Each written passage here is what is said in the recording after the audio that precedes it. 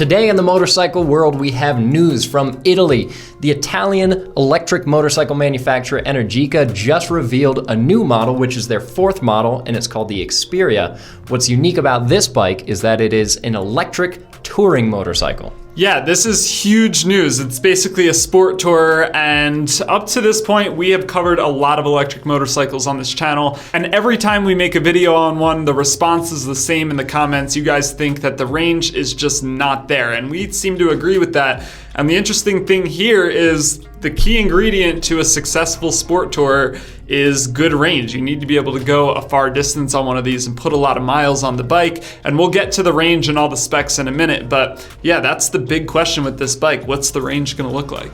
Exactly. So a little bit of background on this motorcycle from Energica. This is an all-new chassis built from the ground up. And here are a few of the parts that make up the bike. They have a permanent magnet-assisted synchronous reluctance motor. If you know what that means, you're doing better than we are. The electric motor runs on a 22.5 kilowatt-hour lithium polymer battery, and Energica lists two figures for the power output. There's continuous power, which they say is 80 horsepower, and peak power of 102, but just to be conservative, we'll stick to the continuous figure of 80. And then 85 pound-feet of torque, 112 mile per hour top speed, not bad. Yeah, now getting to the range, this is where it gets really interesting. 261 miles in the city, which I think is pretty impressive. Even on a lot of these gas-powered sport touring bikes, you're not going to go much further than that before you need to recharge.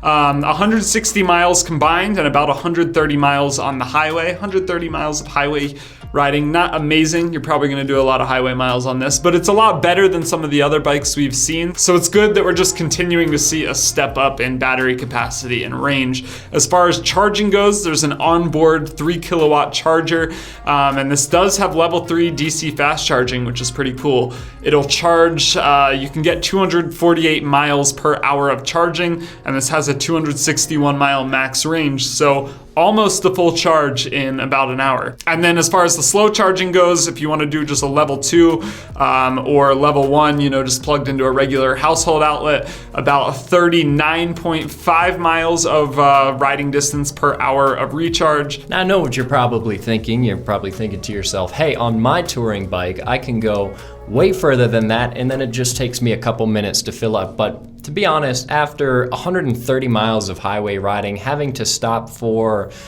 around about an hour to charge up is not necessarily a bad thing. Get a little time to stretch out, grab a snack, run to the bathroom.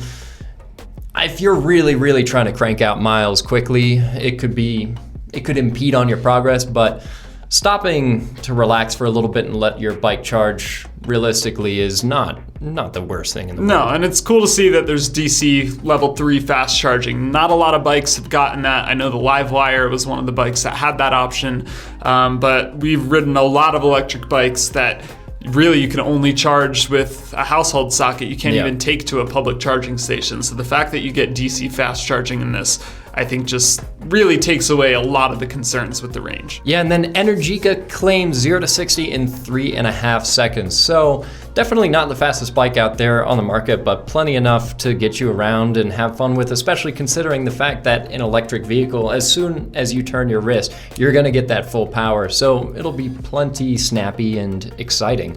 Let's talk a little bit about the tech features. We've got adjustable traction control with 6 different settings, Bosch cornering ABS, cruise control that uses engine braking to maintain speed even on a downgrade, and then you've got a bunch of different ride modes, 7 profiles with 4 standard settings and 3 custom modes, and then you've got 4 riding modes as well, eco, urban, rain, and sport. And you've got 4 regen modes, high, medium, low, off, and you've also got forward and reverse. So there's a lot of options here for how you want to set up your settings. Regen, forward and reverse, that's that's actually a lot. You get a lot of adjustability here, which is pretty cool. Yeah, and to have reverse is pretty key because this is not the lightest bike in the world. Energica claims 573 pounds. Yeah. A lot heavier than, like the Tracer 9 or the Multistrada V4. So an electric touring bike with a big battery, it's going to be heavier than a traditional gas version of the same style of bike. So good to see that you have reverse on there. Yeah, now let's talk about some of the sport touring features. What makes this a good sport touring bike, not just what makes it an electric bike in general. First of all, it's the style. It looks like a bird, so that's one of the things you need to have if you want to be. Heated grips to stay warm on the highway. It's got an adjustable windscreen. Seating for 2 people, looks pretty roomy on there as well. Plenty of USB ports, 2 on the dash and 2 more that are in a waterproof locking compartment, so you could throw your phone in there.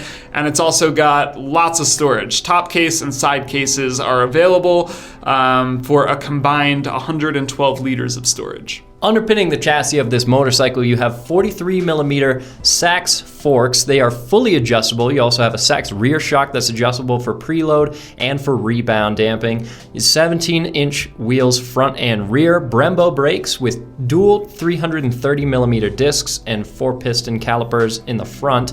33.3-inch seat height. Like Alex said, 573 pounds, so it's a relatively tall seat height, and it is a pretty heavy bike, but that's not necessarily out of the norm for this category. Although this being electric and those big batteries, it is particularly heavy. And these motorcycles are manufactured in Italy. So it's a cool looking bike. Like you said, it's got that bird-like styling, so it definitely fits with the rest of the bikes in the category. You know what I really like about the styling on this bike is this area right here. It looks like an engine. You don't have this just massive battery block that we've seen in so many of the bikes. It looks like a traditional motorcycle still. Yeah, a lot of electric motorcycles, you can see the battery box and there is just a big square in the middle of the bike. It's just a black box in the middle of the bike. The bodywork definitely, it's got some, what looks like vents. I don't know if they're functional because we haven't actually gotten to get hands-on with the bike yet, but enough detail in there that it seems like there's more going on than just having a box full of batteries. Yeah, there's some details, some design elements that go into it, which is cool. So this motorcycle is right now available for pre-order. There's no pricing yet, and Energica says that they will ship in a few months. Current Energica bike models start around $22,850, but you can spec them all the way up to like $30,000. So we can reasonably expect that this bike is going to be in that same realm. Yeah, I think it's going to be right under $30,000 if I had to take a stab at it. Sport touring motorcycles are typically a little bit more expensive than the naked bikes made by the same companies, and Energica already has a couple naked bikes around the $22,000, $24,000 range, so I think this will be a little more expensive than those, but it's still going to have to be competitive. There's a lot of sport tours out there, and Energica is going to have to come in with a competitive price to, switch people away from the gas-powered ones into the first electric one, take the leap of faith into the sport touring world of electric motorcycles. Yeah, so it's definitely going to be on the pricey side, and it's not the fastest thing that you can get for your money, but it's still cool to see that electric motorcycles are now branching out into more categories of bikes, so that if you really want an electric motorcycle and the electric motorcycle you want is a sport tourer, now you actually have an option. Yeah, so hopefully we'll see, more dirt bikes, more cruisers. Yeah, the whole lineup of motorcycles fill out in the electric way. So yeah, let us know your thoughts down in the comments below. Take a guess at that price down there. Let us know what you think, and don't forget to head on over to alltfl.com so you don't miss any stories in the bike world. We'll catch you in the next video.